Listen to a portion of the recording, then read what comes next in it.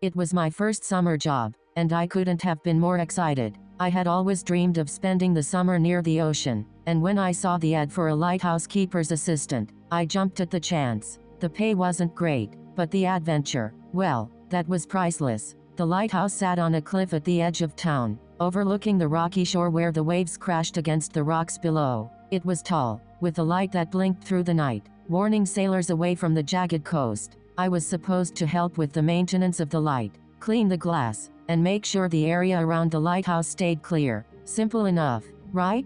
I was greeted by Mr. Waverly, the old lighthouse keeper. He was a thin, wiry man with sharp eyes and a face that looked like it had seen too many storms. He didn't say much when I arrived, just handed me a set of keys and a thick coat. "The weather can turn fast out here," he said in a voice that sounded like gravel. "You'll need it." I nodded, unsure of what else to say. The first few days were routine. I scrubbed the lantern room, polished the windows, and helped Mr. Waverly with his odd jobs. But there was something strange about him. He was always quiet, always watching, as though waiting for something to happen. One evening, just as the sun was setting and the sky turned pink and purple, Mr. Waverly asked me to help him with something. "I need you to bring me the old journal from the storage room," he said, his voice low. "It's on the top shelf."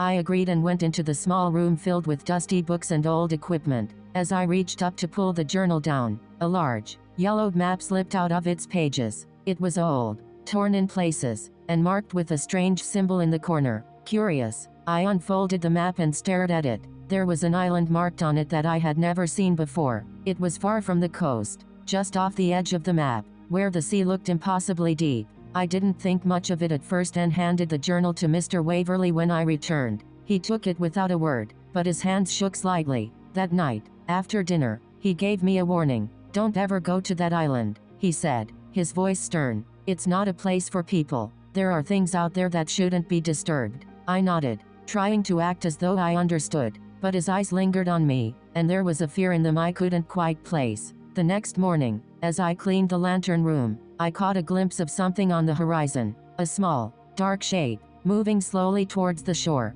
It looked like a boat, an old, weathered fishing boat, but it didn't belong in the area. I ran to the staircase and climbed to the top of the lighthouse, squinting through the binoculars. The boat was getting closer, and there was someone aboard, a figure dressed in a long, dark coat, hooded and hunched over, as if they were trying to hide their face.